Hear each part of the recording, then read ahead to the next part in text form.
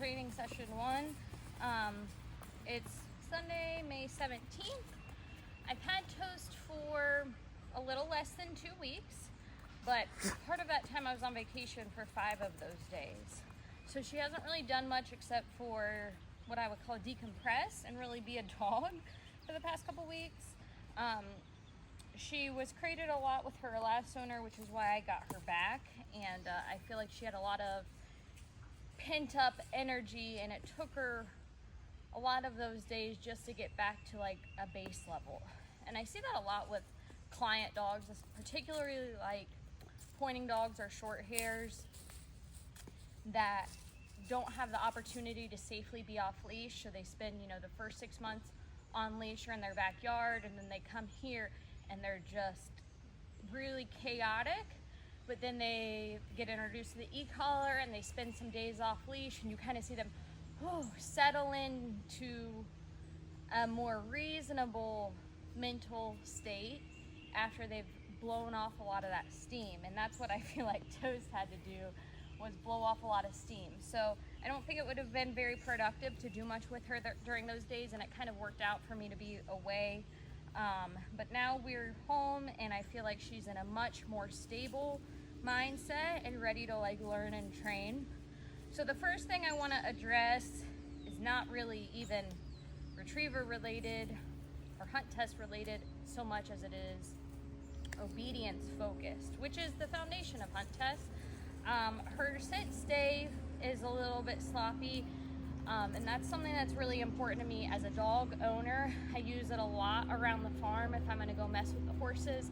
A lot of times I'll put the dogs on a sit stay, and I don't want them under the horse's feet while I'm messing with them, those kinds of things. I use it a lot in everyday situations like that, along with if she ever goes hunting with us. Sit stay is more important than anything. I don't care if you pick up ducks or not. If you can't sit stay, you don't ever get to go again. So that's a priority for me, and the first thing I'm going to be focusing on. I worked on it a little bit yesterday. We went to a Blue Ridge Boykin Spaniel Club Retriever Day, and I had the opportunity to just let her sit beside me, watch other dogs, hang out in a stay just like this.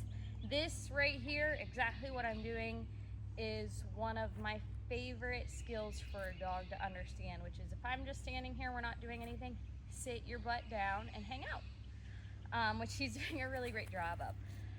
One thing that I noticed is that now that she's settled a little bit, this is getting better, but she was very wiggly. You'd say sit, and she'd sit for a second and then jump back up and come over to you and say hi.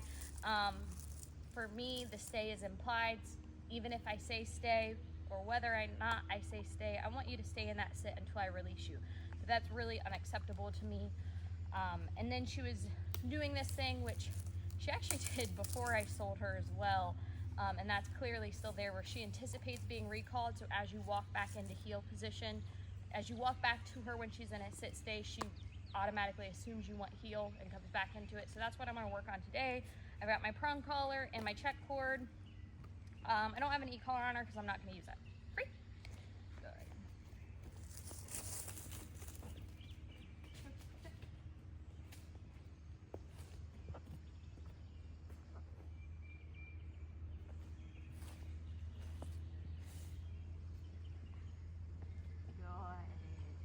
Good. So you can see yesterday we worked on that a little bit, and those end moments is when she would have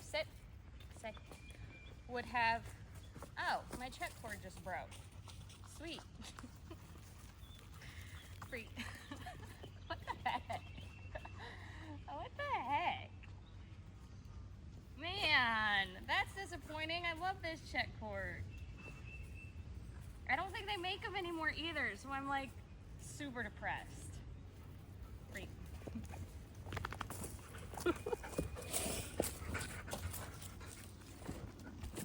So I have another check cord like that, but not here with me. So I'm impromptuing with my Flexi, which is very controversial in the dog training world. I like to use Flexis, not generally in this context, but this is the reality of showing up with what you've got. Very real way to start off this training series. So yeah, here we are with a Flexi. Freeze.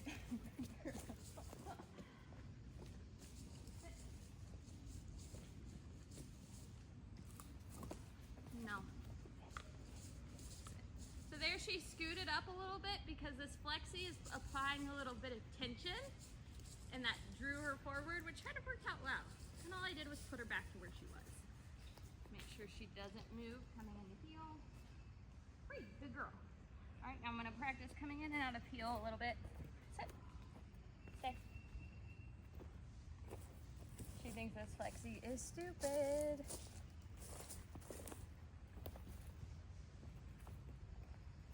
No, sit, good. So that was a trick.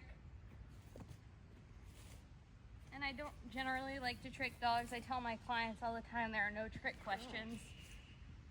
But when I'm proofing behaviors, especially with my dogs, there are trick questions. Good. She does not like this flexi. Good. Free. Good job. Good girl, Heather. Ember, sit. Ember. Sure we can sit through other dogs moving. Okay, Ember.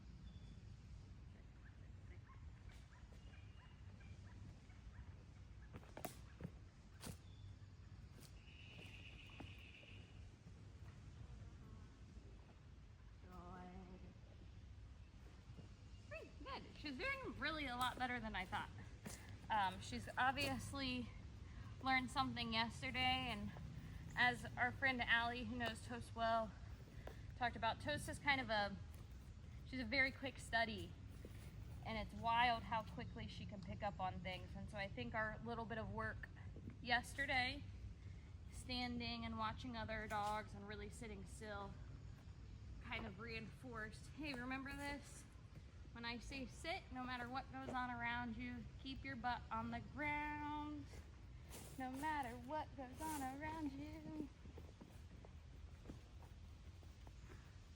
She moved a little bit there, but nothing's bad. Oh, my bubby. That was really hard for her.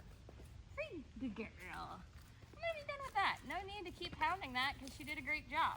We'll use it in a different context, maybe with an e-collar next time. Free. Hey, come here. You did so good.